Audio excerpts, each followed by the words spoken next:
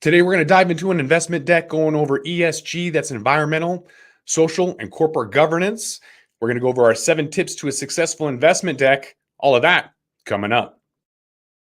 It's only entertainment. Welcome back to the Talking Hedge. I'm Josh Kincaid, capital markets analyst and host of your cannabis business podcast. With me today, Dr. David Cunic, U.C.S. Advisors. Dr. David, thanks again for being on the Talking Hedge. Hey, thanks for having me, Josh. It's always a pleasure being here, my friend. Likewise. All right, let's dive into this deck here. It's an ESG deck. It's an investment deck. Mind you that this is not financial advice. This is only entertainment, right? So this is not an offering. We're just reviewing this deck. So we've got our 7 tips to a successful investment deck. At the end, we're going to tally that up and kind of see where we're at on this score. So just jumping right into it, this is Cannabis, ESG. That's excellence for cannabis in the global cannabis and hemp industry. They don't have any contact information. Is there anything you want to suggest on slide 1? Definitely contact information, but also too, be mindful. He says November 2022. It's almost March 2023. To be fair, I've had this for a while. Okay, never mind then. But just for everyone listening and for all the listeners, just be careful of the date on your deck, because if it's more than 90 days old, some investors won't even look at it. Yeah. I got this during MJ BizCon, and everyone in the world's been busy, so we're finally getting to it. But you said the timing was right for the audience. Yeah. Yep. Good call. So disclaimer, we mentioned the last time that they didn't have one. They've got one. So this is telling you this is not an offer of sale or whatever, or actually more than that. So anyways, you can just have a legal disclaimer. They have one, and that's what's most important. And they put it on the second page, which is what I'm a stickler for. Some people put it at the very end. I say, no, put it on the second page, just so it's right there. Get it done and out of the way. Yep. All right. So they got this title, Why Invest in Cannabis. The title should be maybe changed, in my opinion, to what it is or what the solution is, because they talk about the problem statement is the planet's in crisis. So with increasing climate disruption, social injustice, humanity all at the crossroads, we all have a choice. That sounds more like a problem statement than why invest. The why invest should be at the very end. I agree. And also, too, for people that aren't very familiar with ESG, take a second, talk about it right away. And that's a very, very bold statement. Our planet is in crisis. Wait, am I investing in something for global warming? Am I investing something that's more about for recycling? That's a very, it's such a broad statement. I'm like, ooh. So. All right. So we're getting into professional services, that there's 3 integrated go-to-market verticals about technology, advisory, and convening. And that ESG is going to provide that script from which a company's sustainability and brand narratives can be drawn to help companies deliver strategic, financial, and operational goals. I mean, my feedback on this is just more of, once again, they kind of jumped right into things a little bit without giving too much of a background right away. I think the slide is actually a decent slide. Just once again, talk a little bit more about ESG, give a little bit more background really quick. However, though, this deck might be catered towards people that really understand that ESG sector and that really understand it in the cannabis sector already. So it could be a very custom-made deck. We just don't know that. All right, challenges. So ESG is converging of key drivers. That's rising climate litigation, non-financial data being materialized, changing consumer attitudes, and increasing regulation. You want me to go first here, Josh? Yeah. Okay. So for our listeners and for our audience, great informational slide. Though something that Josh and I talked about before, where do you want the viewers' eyes to go first? There's no color contrast. There's no, hey, top 4 key drivers, maybe 1, 2, 3, 4. So it's a very powerful slide, but it doesn't really bring the audiences or the viewers' eyes on where I should start and what I should really focus on in the beginning. And that'd be my constructive criticism for this, is that once again, when you're giving a pitch deck, it tells a story. And you need to command the viewer on how to read it accordingly. Mm-hmm. Yeah, my eyes kind of work in like a backward Z. So like it's top left. So if you're looking at a check, for example, I always look at like the name and address first and the signature last. So then I look left to right and then down and then over again. And that's kind of how I think maybe a lot of people, I don't know, at least that's how I look. So in terms of like visual layout, you might want to yeah, look at something like that. All right. So looking at ESG compliance reporting. So this is kind of the slide that he's putting in there for proof of concept. Like this is the importance of it. And I understand, as someone that's a professional investor relations advisor, I get where they're trying to go at this point. But as someone who's an investor, unfortunately, this, once again, you're telling a story. Great. You're saying there's a need, treat me like a third grader. Hey, yeah, even the SEC is requiring this now. Here's an example. Boom. Just one or two extra sentences could go a long way on this slide. So it actually makes a lot more sense. Mm-hmm. Back to data capture compliance. That's challenging. So they're talking about education, guidance, standardization as kind of the solution, I guess. I agree once again, and I'm going to sound like a broken record here. It's give me maybe another sentence or two. Give me something that's or what's the word I'm looking for? A conjunctive statement to help bring everything together. For anyone that's looking at your deck, you want it. It's almost like you're teasing them where they want you to get them on the phone. People forget 90% of the time you'll never present your deck in front of the investor in the beginning. They're going to read it. All right. They're going to read this small deck. And then if they're interested, they're going to get on the phone with you. They're going to review your business plan, your marketing plan. This makes the investor, okay, what am I really doing here? Where are we trying to accomplish? If there's a lot of thinking, and then I'm losing my momentum to go through your deck. And the other thing is too, a lot of investors on your investor pitch deck, they only want to spend maybe 10 or 15 minutes on it, maybe 20 minutes max. Say, okay, hey, this is of interest to me. I want to learn more. So that's a little food for thought. What do you think, Josh? Yeah, I think they should have led with this in the very beginning, talking about how hemp and cannabis industry lacks that meaningful regulatory infrastructure, resulting in a sea of ambiguity. That's kind of a problem statement. And then here's the solution or whatever. And they get into it. Because we're on slide 8. I think we got to wait till slide 12 to where we really get into the meat and potatoes of what this deck actually is.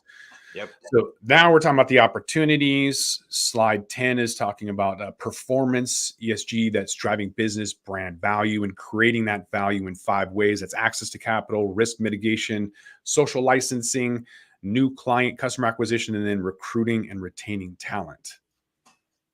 So finally getting into some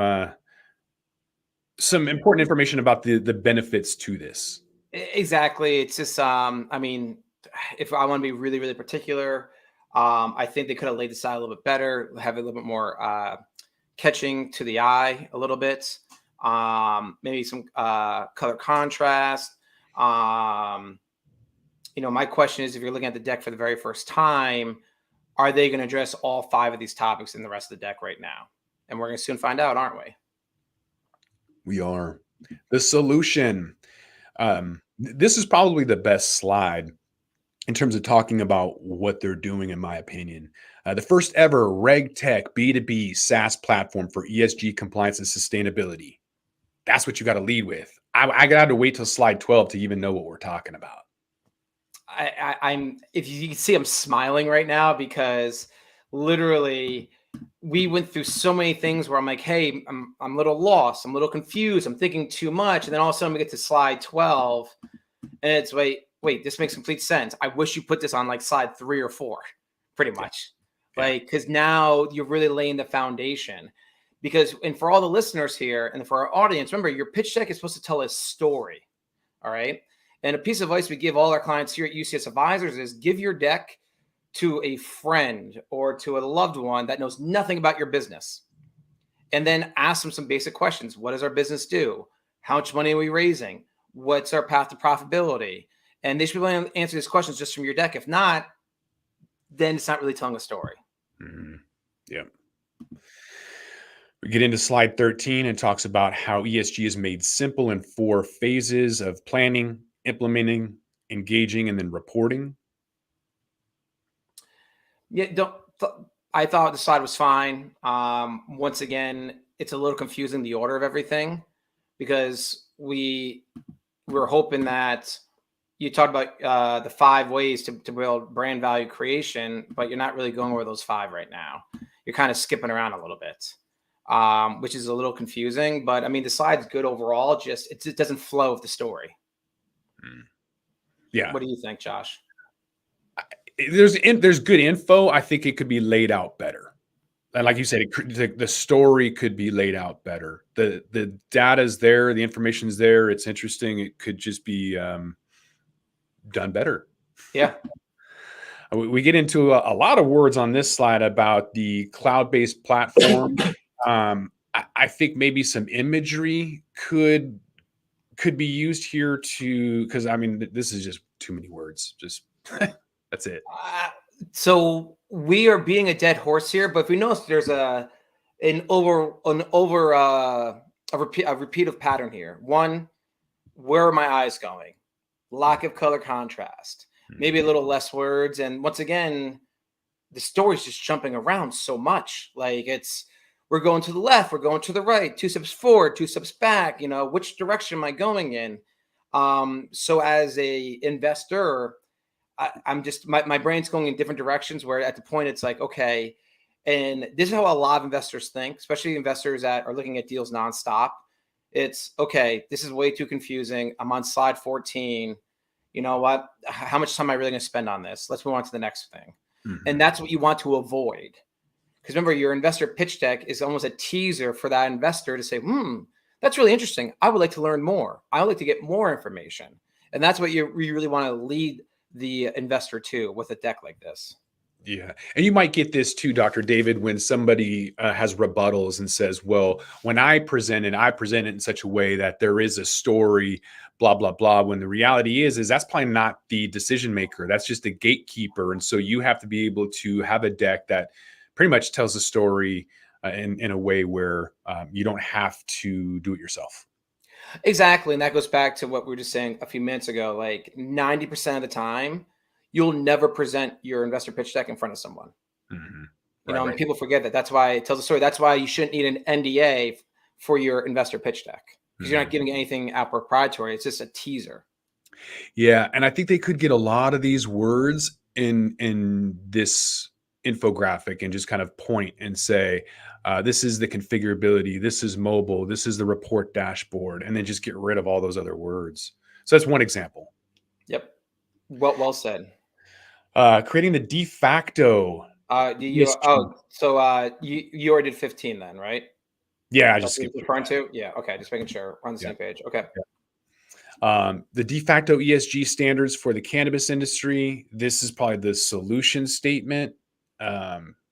Where they could kind of get into how to really use this and the functionality or the benefits to it.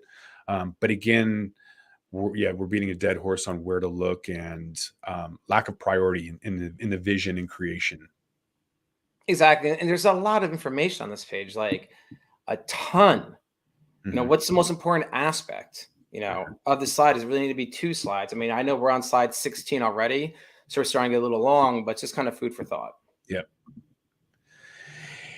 All right, return on investment. So here's the benefits finally, slide 17. A deck really shouldn't even be this long. You should try to keep a deck within 15, I think. All decks are different, whatever, but we're getting a little lengthy here. I agree. And there's some investors that we work with, they get 8 pages max. Mm-hmm. And one of those pages is a disclaimer page.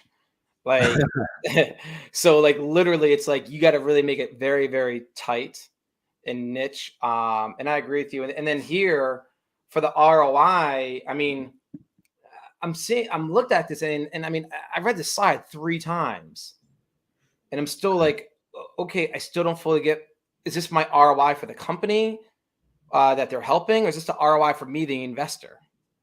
And think it's just the benefits of ESG. That's how I read it. We might all be wrong. exactly. But once again, this comes down to you have to be clear and concise with your message. Right. So, an analogy we use here is that you want to be like a 3-foot putt.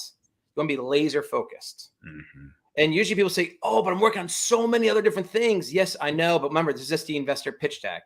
Like Mhm. Josh, if you're the investor and I got your attention, and you're like, "Hey, let's book a half-hour, 40-minute call," then I'm going to tell you, Josh, all the other details to it. Yeah. Once again, you're kind of giving a cliff note version. You're giving like a high-level view. Right. And I think this is a third benefit slide we've seen. So you just need one. Yep. Again, 4-phase approach. This is the second time we've seen this slide. Pick one. Like it's the same thing. Well, that or like when I saw this, I'm like, wait, is this a different 4-phase approach for a different aspect? Like, once again, be very careful of your words. Okay. Kind of like, we say, oh, I have a cannabis license. Well, no, is it adult use or is it for medical? Is it a micro license or is it, for full cultivation? You have to be very specific with your words in cannabis, particularly. It Words seems like matter. thing here, like you're gonna say our 4-phase approach, and that was like 5 slides ago. So is this a different 4-phase approach or is it the same one? Like I don't want to go back and forth as an investor. I'm not, that's wasting my time. Yeah. I have I create stuff and I'm like, I want to use both of them. And I feel like this is one of those where he's like, I like these slides. I'm going to use both of them. You got to pick one. Yeah, you have a good point there. Getting to the ask finally. Looks like 2.5 million for a $25 million valuation, and that's pre-revenue, so 10%.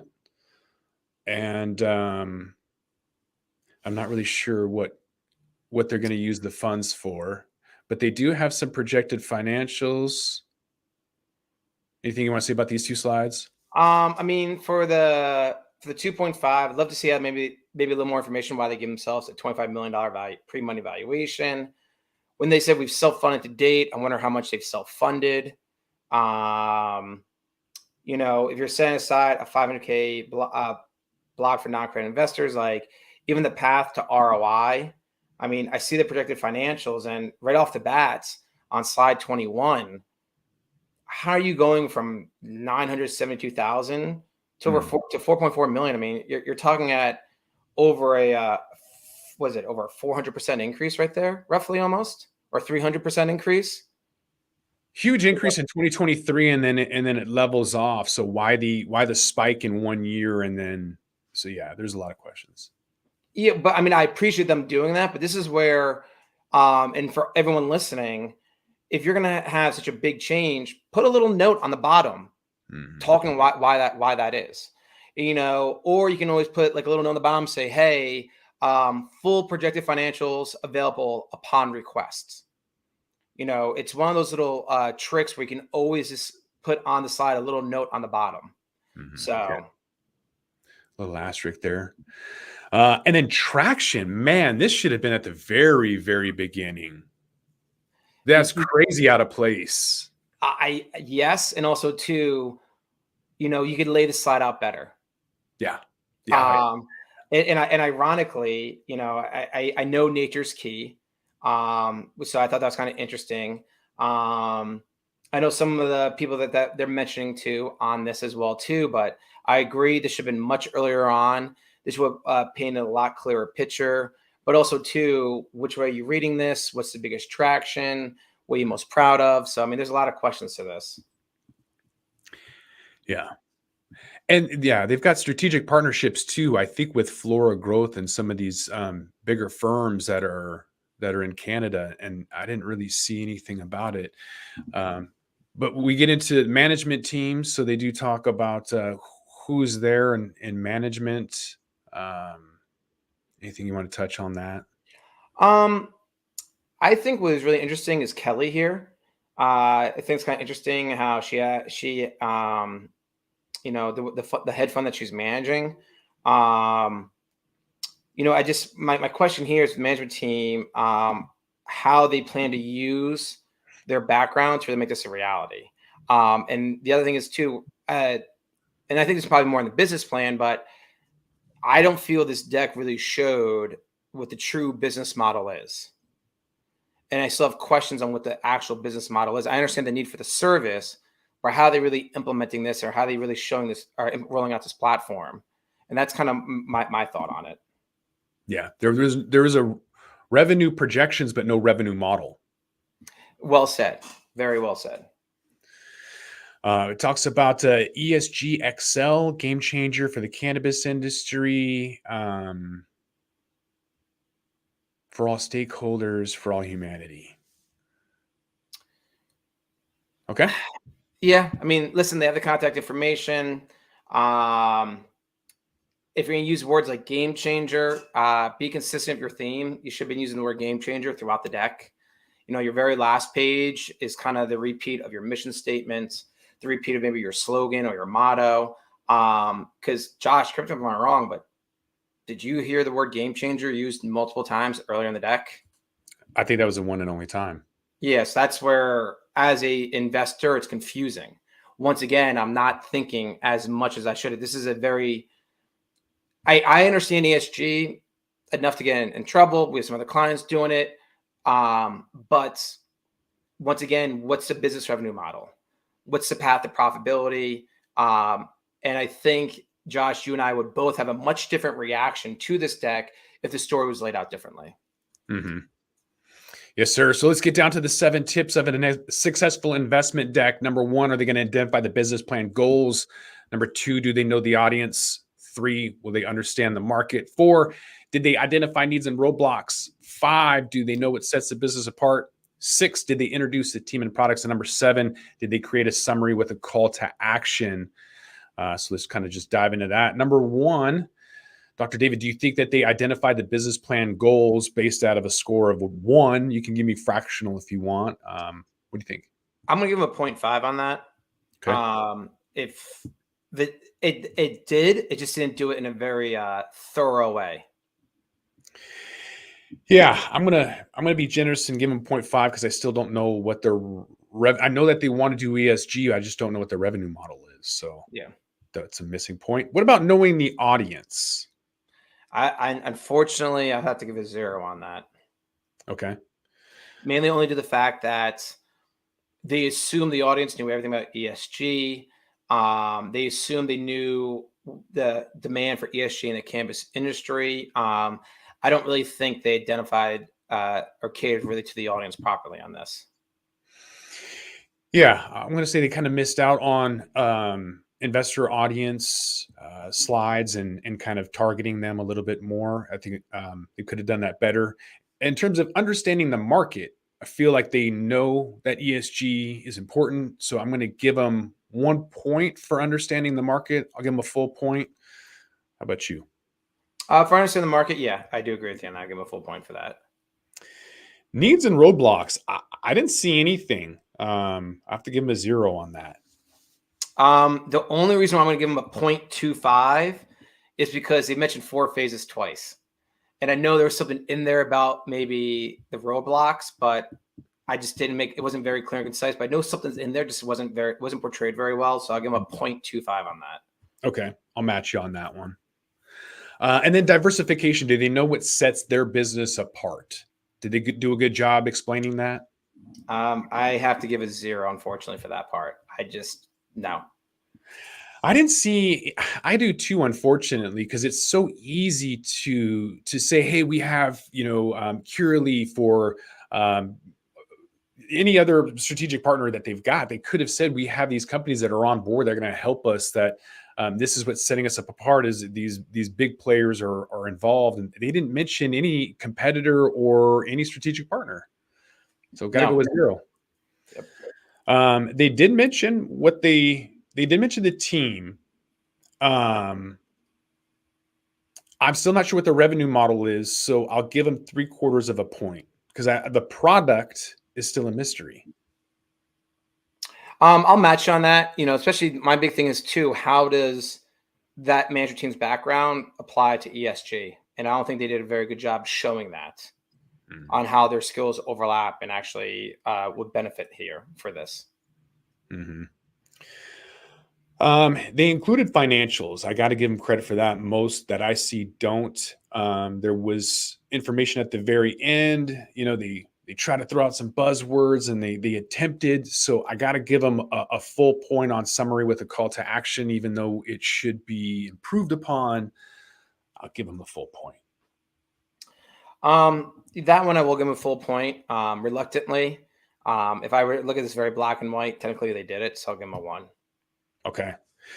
All in all, this is based out of 7 points. They got 3.6. That's a 52%. That's kind of on par with some of the grading that we do here, but it is a learning experience if they decide to watch it and take our advice. If not, plenty of other people do.